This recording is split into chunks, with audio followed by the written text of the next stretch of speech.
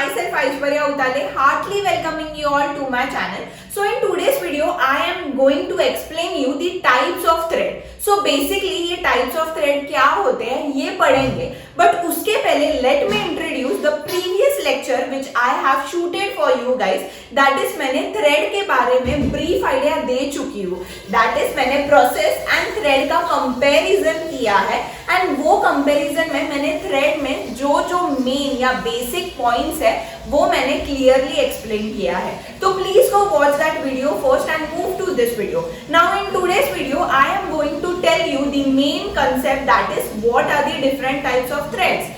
ये please pause मत करना वीडियो या फॉरवर्ड मत करना, बिकॉज ये वीडियो में बहुत सारे ऐसे एलिमेंट्स है या बहुत सारे ऐसे कंसेप्ट है जो गेट में आ सकता है या आपके एग्जाम्स में आ सकता है. So please watch this video till the and so that आपको पूरा क्लियर आइडिया मिलेगा कि कैसे होता है थ्रेड एंड कैसे होते हैं उसके types. So let's get started with today's video. Starting this video with the first question I come around या you come around your mind, that is what is thread. मैं आपको summary part बता देती हूँ कि thread क्या होता है. Thread actually in layman language we say that is thread is a light-weighted process. What do you mean by light-weighted? कुछ weight होता है, क्या होता है? नहीं.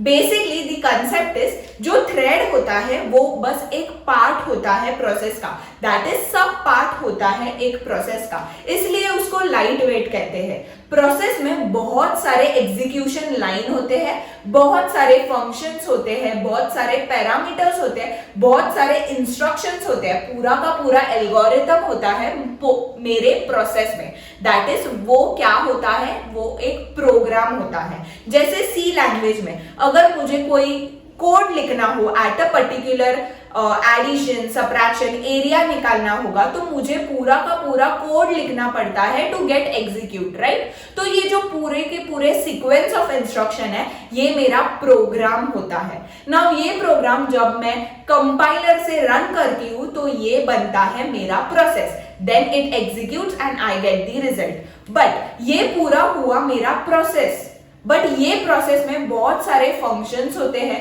वॉइड फंक्शंस होते हैं जो रिटर्न करते हैं वैल्यू, वो फंक्शंस होते हैं. तो इसको एक पर्टिकुलर फंक्शन को, एक पार्ट को हम थ्रेड बोलते हैं. That means a thread is a part of a particular process. That's why it is light weighted. Understood why process is very high weighted या huge weighted या heavy weighted, but the thread is light weighted. Now what do you mean by thread? Again if I ask you the question, thread क्या होता है? thread हर एक process का एक particular part होता है. Let's take an example.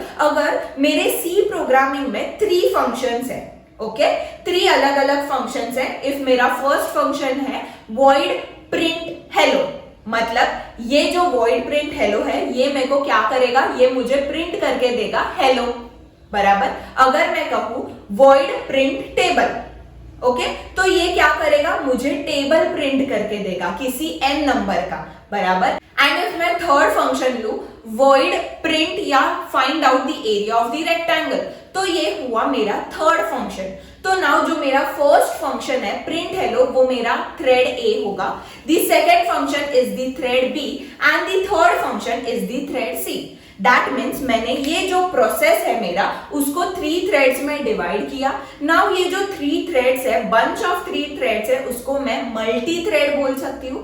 That means एक process में मैं बहुत सारे थ्रेड्स को एलोकेट कर सकती हूँ particular part, and this thread of या this bulk of threads are called as the multi thread. Now ये मल्टी थ्रेड साइमल्टेनियसली वर्क करता है या एक के पीछे एक वर्क करता है. जैसे प्रोसेस में हर एक प्रोसेस साइमल्टेनियसली वर्क नहीं करता, एक प्रोसेस बस एक ही टाइम एग्जीक्यूशन कर सकता है मेरे सीपीयू का.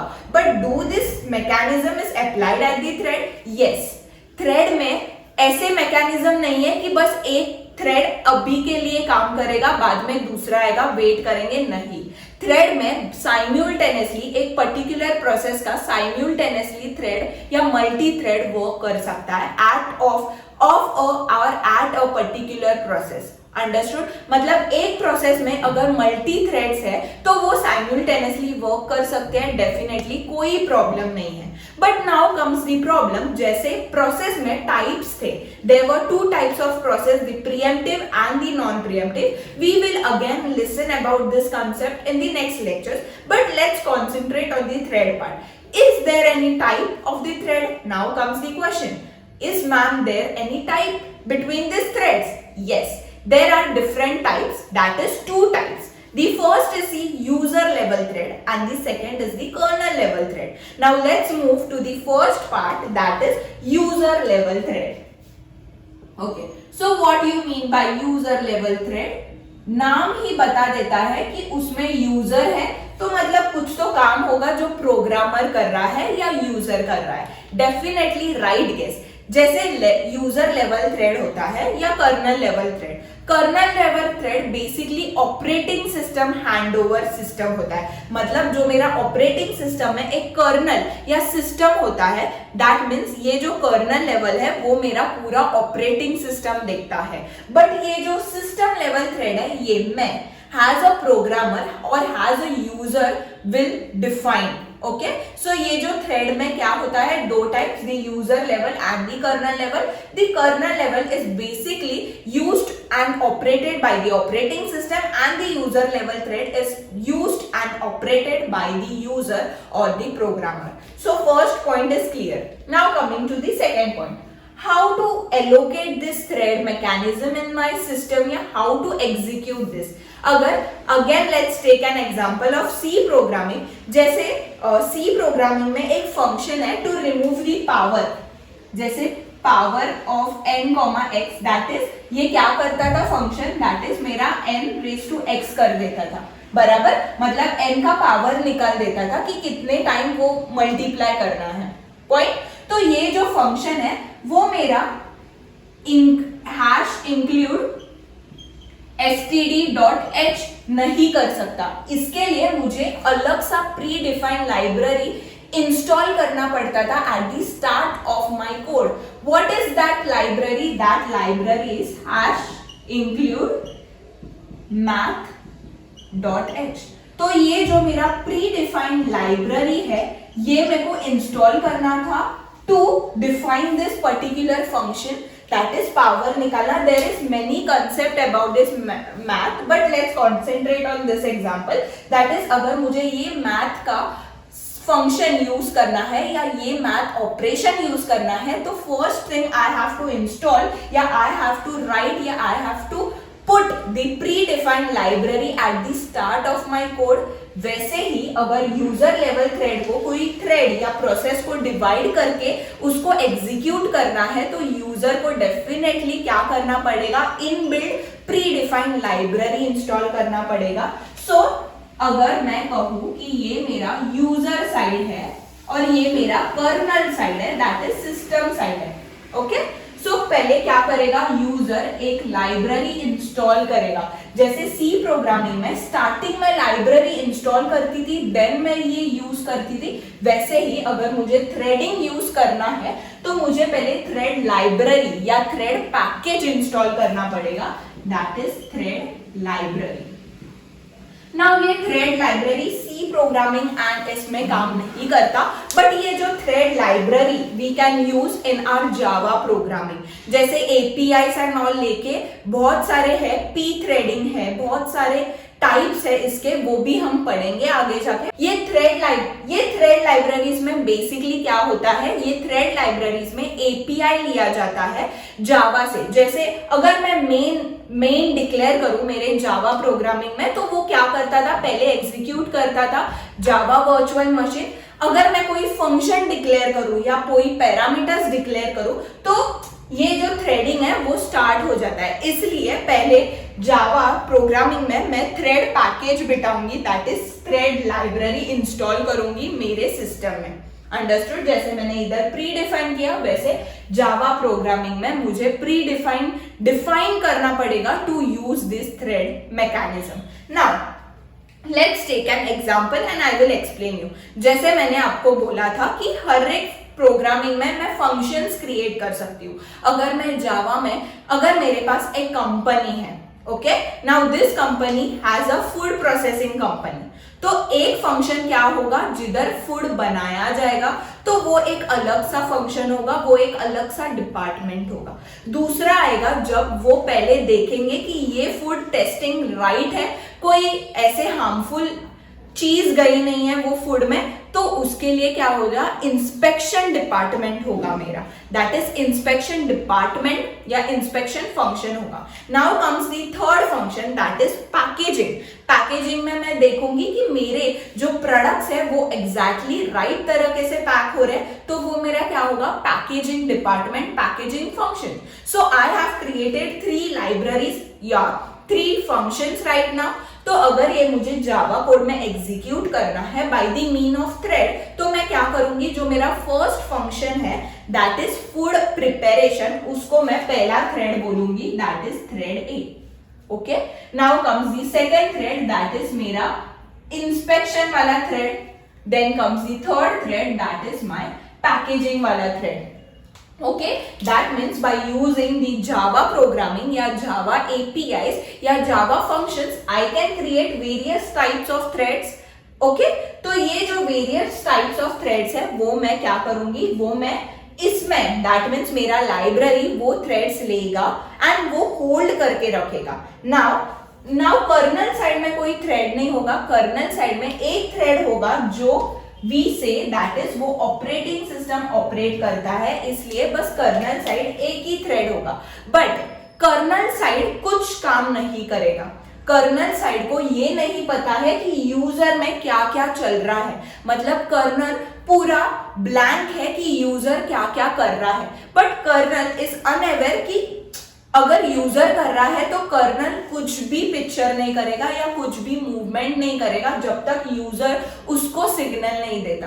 कर्नल ऐसे ही बैठा रहेगा जब तक यूजर का पूरा काम नहीं होता। तो यूजर ये सब काम करेगा, then user will execute and we will get the result. But now comes in the problem कि ये जो यूजर एंड कर्नल में कोई ऐसे मैकेनिज्म है कि कर्नल को समझेगा कि यूजर क्या करेगा, यूजर को समझेगा कर्नल क्या करेगा, नो।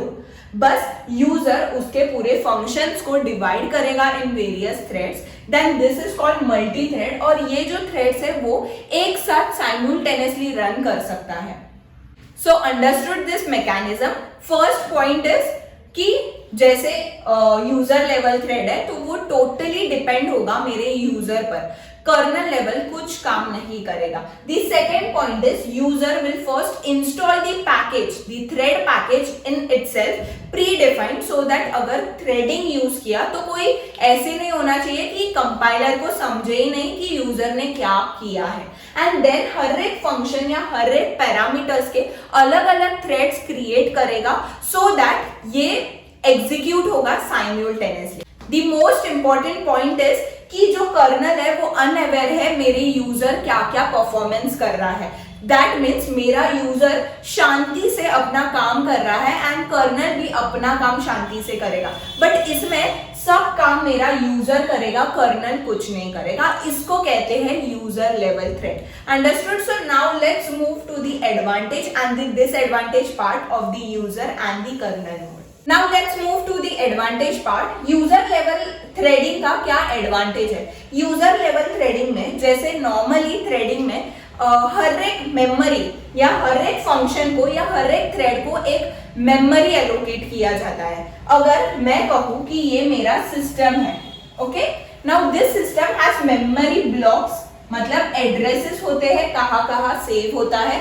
तो ये पूरा का पूरा प्रोसेस जो होगा वो मेरा समझो कि 1100 में सेव है, दैट इज 100 एड्रेस में ये पूरा का पूरा प्रोसेस सेव है। नाउ ये प्रोसेस में डिवाइड किए जाते हैं मेरे थ्रेड्स, बराबर। तो ये होगा मेरा थ्रेड 1, 2, 3 एंड 4। नाउ हैश मैंने बोला कि साइमल्टेनियसली रन कर सकते हैं या एक के बाद एक भी रन कर सकते हैं। अगर मेरा थ्रेड 2 वर्क कर रहा है, ओके, रन कर रहा है, but now and interrupt comes and context switch होने के कारण वो थ्रेड 3 एग्जीक्यूट करना स्टार्ट करता है। बट ये टाइम, बट जब भी ये प्रोसेस होगा कॉन्टेक्स्ट स्विचिंग का, तब ये थ्रेड जाके बराबर एड्रेस 100 में ही सेव होगा।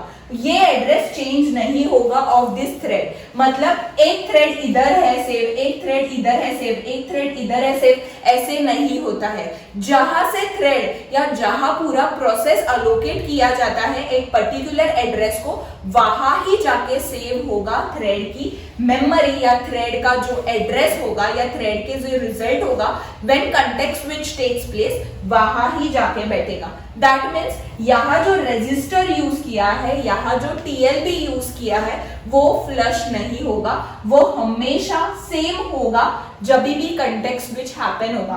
तो what is the first advantages? Context switch will not flush the TLB register. Understood? So now the second point is user level thread is independent कि उसको कौन से ऑपरेटिंग सिस्टम या कैसे ऑपरेटिंग सिस्टम से वर्क करके लेना है। दैट मीन्स वो क्या है? प्लेटफॉर्म इंडिपेंडेंट है। प्लेटफॉर्म इंडिपेंडेंट मतलब वो कोई भी ऑपरेटिंग सिस्टम पर काम करके ले सकता है या कर सकता है, उसमें कोई बैरियर नहीं है कि किधर काम करना है ये डिसाइड करना पड़ेगा, ये कोई भी ऑपरेटिंग सिस्टम पर काम कर सकता है। Okay, now comes the third point. जब भी मुझे ये सीक्वेंस एग्जीक्यूट करना है तो ऐसे है कि थ्रेड 1 पहले एग्जीक्यूट होगा, थ्रेड 2 पहले एग्जीक्यूट होगा, थ्रेड 3 पहले एग्जीक्यूट होगा या बाद में एग्जीक्यूट होगा। नो, he can या यूजर दैट इज ही और she the user can decide कि उसको कौन सा सीक्वेंस चाहिए। वॉट एवर द सीक्वेंस या whatever the execution of the sequence is totally depend on the user. There is no barrier कि जो first thread create हुआ है वो ही फर्स्ट एग्जीक्यूट होगा। So the sequence of execution is depend on user.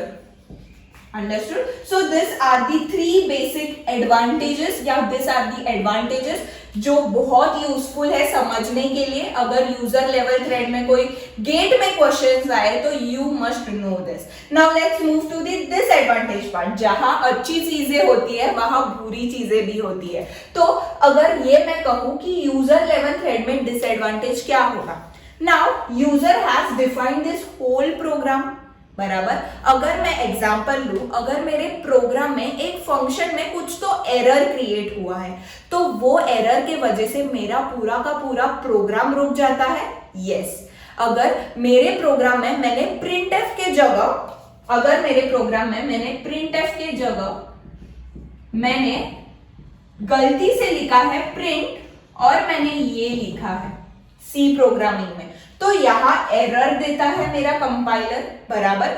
उसके बाद कुछ execute नहीं होता, I just get the error in my compiler या कंसोल, राइट। मुझे एरर देता है मेरा यूजर या मेरा कंपाइलर कि यहां आपने गलती किया है। तो अगर मैं कहूं कि यूजर का अगर ये वाला दैट इज ए वाला जो यूजर का थ्रेड है वो पूरा का पूरा ब्लॉक हो गया है, तो आगे बढ़ेगा मेरा प्रोग्राम? नहीं, डेफिनेटली नहीं। अगर एक थ्रेड ब्लॉक हुआ तो बाकी के दूसरे दो भी ब्लॉक होंगे, क्योंकि एक थ्रेड एग्जीक्यूट नहीं हुआ तो बाकी के दूसरे कैसे होंगे? क्योंकि एक थ्रेड दूसरे थ्रेड पर डिपेंड है। यहां मैंने क्या बोला कि एक साथ चल सकते हैं ये थ्रेड, मतलब इन लोग एक दूसरे के आंसर्स या रिसोर्स पर डिपेंड होंगे, बराबर। तो अगर ये एक दूसरे पर डिपेंड है और अगर थ्रेड ए एग्जीक्यूट ही नहीं हो रहा है तो थ्रेड बी और थ्रेड सी तक आना इम्पॉसिबल है। That means what you get the disadvantage? The disadvantage is if one thread get blocked, then other threads are also blocked. Understood? मतलब अगर एक थ्रेड ब्लॉक है तो बाकी के सभी थ्रेड ब्लॉक होंगे, कोई एग्जीक्यूट नहीं कर पाएगा। This is the disadvantage. Now so let's move to the kernel level thread.